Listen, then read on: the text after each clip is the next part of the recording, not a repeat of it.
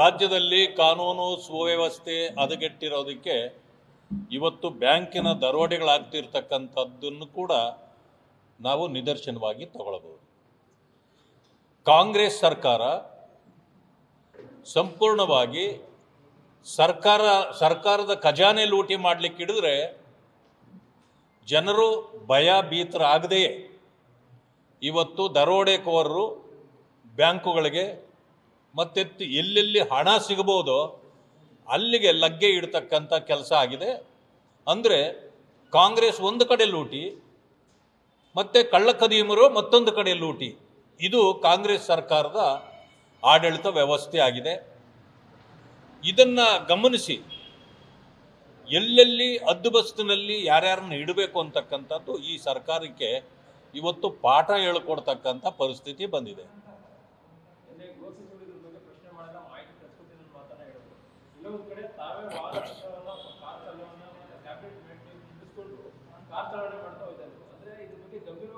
ಎಲ್ಲ ಮಾನ್ಯ ಗೃಹ ಸಚಿವರು ಯಾವುದನ್ನೇ ಕೇಳಿದ ಮೇಲೆ ಮಾಹಿತಿ ತರಿಸ್ಕೊಳ್ತೀನಿ ಅನ್ನೋದು ಅದು ಸಹಜವಾದ ಇದು. ಸಿ ಟಿ ರವಿ ಅವರ ಕೇಸಲ್ಲಿ ಅಲ್ಲಿ ನಡೆದ ಘಟನೆಗಳು ನನಗೆ ಮಾಹಿತಿ ಇಲ್ಲ, ಏನಾಗಿದೆ ಅಂತ ಗೊತ್ತಿಲ್ಲ, ನಾನು ಮಾಹಿತಿ ತರಿಸ್ಕೊಳ್ತೀನಿ ಅಂದರು. ಅದಾದ ಮೇಲೆ ಪೊಲೀಸ್ನವರ ಕ್ರಮ ಸರಿ ಇಲ್ಲ, ಸಿ ಟಿ ರವಿ ಅವ್ರನ್ನ ಕಬ್ಬಿನ ಗದ್ದೆಯಲ್ಲಿ ಸುತ್ತಾಡಿಸಿದ್ರು, ಮತ್ತು ಇಡೀ ರಾತ್ರಿ ಬೇರೆ ಬೇರೆ ಕಡೆ ಸುತ್ತಾಡಿಸಿದ್ರು ಅಂದಾಗ ಇಲ್ಲ ಅದು ನನಗೆ ಗೊತ್ತಾಗಲಿಲ್ಲ, ಅವರು ಲಕ್ಷ್ಮೀ ಹೆಬ್ಬಾಳ್ಕರ್ ಅವರ ಅದನ್ನು ಕೇಸನ್ನು ಹಾಕಿದ್ರಿಂದ ಅದನ್ನು ಹ್ಯಾಂಡಲ್ ಮಾಡಿದ್ದಾರೆ ಅಂತಂದರು.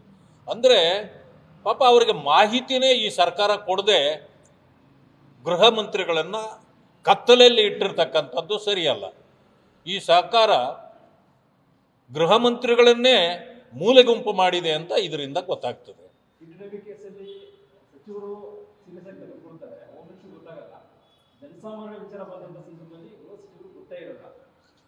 ಬಹಳಷ್ಟು ಸಾರಿ ಈ ರೀತಿಯ ಘಟನೆಗಳು ನಡೀತಾನೇ ಇವೆ. ಅವರಿಗೆ ಬೇಕಾದ ವಿಚಾರ ಬಂದಾಗ ಎಲ್ಲ ಮಾಹಿತಿಯೂ ಇರುತ್ತೆ. ಅವರು ಅವಶ್ಯಕತೆ ಇಲ್ಲ ಅಂದಿದ್ದು ಅವರಿಗೆ ಮಾಹಿತಿಯೇ ಇರೋದಿಲ್ಲ. ಮತ್ತೊಂದು ವಿಷಯ ಏನಂತಂದರೆ ಮಾನ್ಯ ಹರಿಪ್ರಸಾದ್ ಅವರು, ಮಾನ್ಯ ಶಾಸಕರು, ಈಗ ತಾನೇ ಒಂದು ಇದನ್ನು ನೋಡಿದೆ ನಾನು, RSSನವರು ಮತ್ತು BJPಯವರು ಸಂವಿಧಾನ ವಿರೋಧಿಗಳು ಅಂತ ಹೇಳಿದ್ದಾರೆ.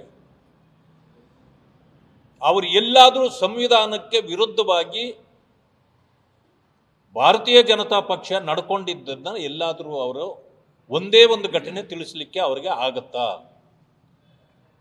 ಅವರು ಏನೋ ಒಂದು ಅಪಾದನೆ ಮಾಡಬೇಕು ಅನ್ನೋ ರೀತಿಯಲ್ಲಿ ಮಾಡ್ತಿದ್ದಾರೆ. ನಿಜವಾಗಿಯೂ ಈ ರಾಷ್ಟ್ರದಲ್ಲಿ ಮೀಸಲಾತಿಯ ಪರವಾಗಿರ್ತಕ್ಕಂಥದ್ದು ಭಾರತೀಯ ಜನತಾ ಪಕ್ಷ, ಸಂವಿಧಾನದ ಪರವಾಗಿರ್ತಕ್ಕಂಥದ್ದು ಭಾರತೀಯ ಜನತಾ ಪಕ್ಷ, ಸಂವಿಧಾನ ವಿರೋಧಿ ಕಾಂಗ್ರೆಸ್ಸು. ನಾನು ಹರಿಪ್ರಸಾದ್ ಅವರನ್ನು ಸಂವಿಧಾನ ವಿರೋಧಿ, ಮೀಸಲಾತಿ ವಿರೋಧಿ ಅಂತ ಕರೆಯಲ್ಲ. ಯಾಕೆಂದರೆ ಅವರಿಗೆ ಸಂವಿಧಾನದ ಬಗ್ಗೆ ಕಾಳಜಿ ಇದೆ, ಅದರಿಂದಲೇ ಸ್ಟೇಟ್ಮೆಂಟ್ ಮಾಡಿದ್ದಾರೆ. ಮೀಸಲಾತಿಯ ಬಗ್ಗೆಯೂ ಅವ್ರಿಗೆ ಕಾಳಜಿ ಇದೆ. ಆದರೆ ಕಾಂಗ್ರೆಸ್ಗಿಲ್ವಲ್ಲ. ಕಾಂಗ್ರೆಸ್ಸು ಸಂವಿಧಾನವನ್ನು ತಿದ್ದಿದ್ದು ಕಾಂಗ್ರೆಸ್ಸು ಅವರ ಸ್ವಾರ್ಥಕ್ಕಾಗಿ ಶ್ರೀಮತಿ ಇಂದಿರಾ ಗಾಂಧಿಯವರು ತಮ್ಮ ಸ್ಥಾನವನ್ನು ಉಳಿಸ್ಕೊಳ್ಳಿಕ್ಕಾಗಿ ಸಂವಿಧಾನವನ್ನು ತಿದ್ದಿದ್ರು. ತುರ್ತು ಪರಿಸ್ಥಿತಿಯನ್ನು ಏರಿ ಈ ದೇಶದಲ್ಲಿ ಸಂವಿಧಾನ 2 ವರ್ಷಗಳ ಕಾಲ ಅದರ ಚಟುವಟಿಕೆ ಇಲ್ಲದಂತೆ ನ್ಯಾಯಾಲಯಗಳನ್ನು ಮತ್ತು ಎಲ್ಲ ವ್ಯವಹಾರಗಳನ್ನು ಸ್ತಬ್ಧ ಮಾಡಿದ ಕೀರ್ತಿ ಕಾಂಗ್ರೆಸ್ಸು ಮತ್ತು ಇಂದಿರಾ ಗಾಂಧಿಯವರಿಗೆ ಸಲ್ಲುತ್ತೆ. ಇವತ್ತು ವಿರೋಧ ಪಕ್ಷದ ನಾಯಕರಾಗಿ ರಾಹುಲ್ ಗಾಂಧಿಯವರಿದ್ದಾರೆ. ರಾಹುಲ್ ಗಾಂಧಿಯವರು ಮಾತಿನ ಬರದಲ್ಲಿ ಇವತ್ತು ಭಾರತದ ವಿರುದ್ಧ ಹೋರಾಟ ಮಾಡಬೇಕಾಗಿದೆ ಅನ್ನೋ ಪರಿಸ್ಥಿತಿಯನ್ನು ಎತ್ತಿ ಹೇಳಿದ್ದಾರೆ. ಅವರನ್ನು ನಿಮ್ಮ ಪಕ್ಷದಿಂದ ಉಚ್ಚಾಟಿಸಿ, ಅವರು ಮಾಡಿದ್ದು ತಪ್ಪು ಅನ್ನತಕ್ಕಂಥ ಮಾತನ್ನು ಮಾನ್ಯ ಹರಿಪ್ರಸಾದ್ ಅವರು ಹೇಳಲಿ. ಈಗ ಅವರು ಮಾನಸಿಕ ಅಸ್ತಿತ್ವದಲ್ಲಿ ಇದ್ದಾರೋ ಇಲ್ವೋ ಇದರ ಬಗ್ಗೆ ಪ್ರಶ್ನೆ ಮಾಡಲಿ. ಅದ್ಯಾಕೆ ಪ್ರಶ್ನೆ ಮಾಡೋದಿಲ್ಲ ಅವರು? ಮಾನ್ಯ ರಮೇಶ್ ಕುಮಾರ್ ಅವರು ಶಾಸಕರಾಗಿದ್ದ ಕಾಲದಲ್ಲಿ ಹೇಳಿದ್ದಾರೆ, ಇವತ್ತು ಅಂಬೇಡ್ಕರ್ ಅವರಿಗೆ ಕಾಂಗ್ರೆಸ್ ಮಾಡಿದ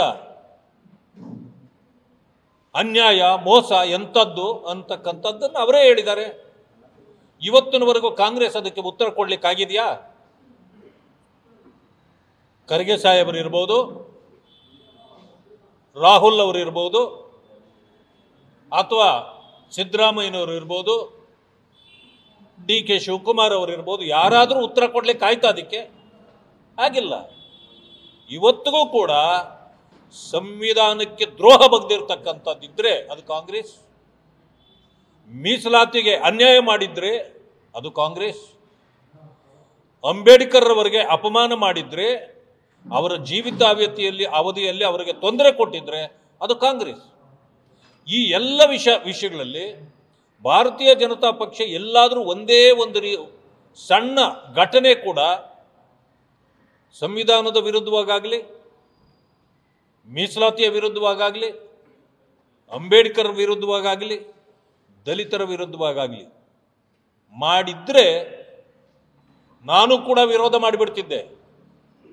ಆದರೆ ಎಷ್ಟು ದಿನ ಇಂಥ ಸುಳ್ಳುಗಳನ್ನು ಹೇಳಿ ಜನರನ್ನು ದಾರಿ ತಪ್ಪಿಸ್ಲಿಕ್ಕೆ ಹೋಗ್ತಿದ್ದೀರಿ?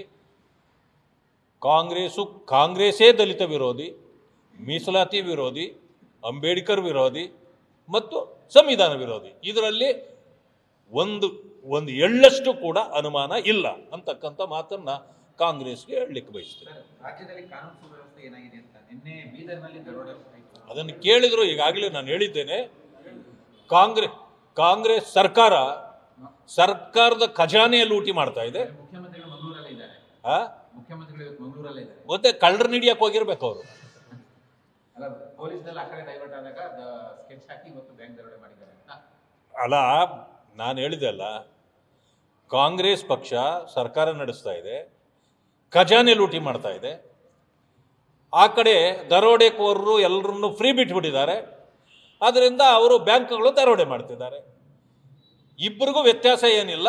ಇವರು ದರೋಡೆಕೋರರೇ, ಅವರು ದರೋಡೆಕೋರರೇ ಅಷ್ಟೇ.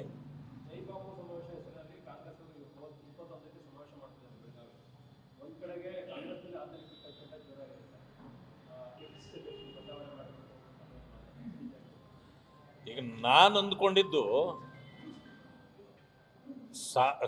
ಸಹಜವಾಗಿ ಎಲ್ಲ ಪಕ್ಷಗಳಲ್ಲೂ ಒಂದು ಸಣ್ಣ ಭಿನ್ನಾಭಿಪ್ರಾಯಗಳಿರ್ತವೆ. ಆದರೆ ಮಂತ್ರಿಗಳು ಹೇಳ್ತಿದ್ದಾರೆ, ನಮ್ಮಲ್ಲಿ ಯಾವುದೇ ಗೊಂದಲ ಇಲ್ಲ. ನಾನು ಒಪ್ತೇನೆ, ಅವರಲ್ಲಿ ಗೊಂದಲವೇ ಇಲ್ಲ, ಎಲ್ಲ ನೇರ. ಮುಖ್ಯಮಂತ್ರಿ ಬದಲಾಗಬೇಕು ಅನ್ನೋದು ನೇರ, KPCC ಅಧ್ಯಕ್ಷರು ಬದಲಾಗಬೇಕು ಅನ್ನೋದು ನೇರ. ಅದರಿಂದ ಗೊಂದಲದ ಪ್ರಶ್ನೆನೇ ಉದ್ಭವ ಆಗಲ್ಲ. ನೇರವಾಗಿ ತೆಗೆದು ಬಿಸಾಕಿ ಬೇರೆಯವ್ರಿಗೆ ಕೊಡಿ ಅನ್ನೋ ರೀತಿಯಲ್ಲಿ ನೇರವಾಗಿದ್ದಾರೆ. ಆದ್ದರಿಂದ ಅವರಲ್ಲಿ ಗೊಂದಲದ ಪ್ರಶ್ನೆ ಇಲ್ಲ. ಧನ್ಯವಾದ. ನ್ಯೂಸ್ ಫಸ್ಟ್, ನಿರ್ಭೀತಿಯಿಂದ ನಿಮ್ಮ ಪರವಾಗಿ.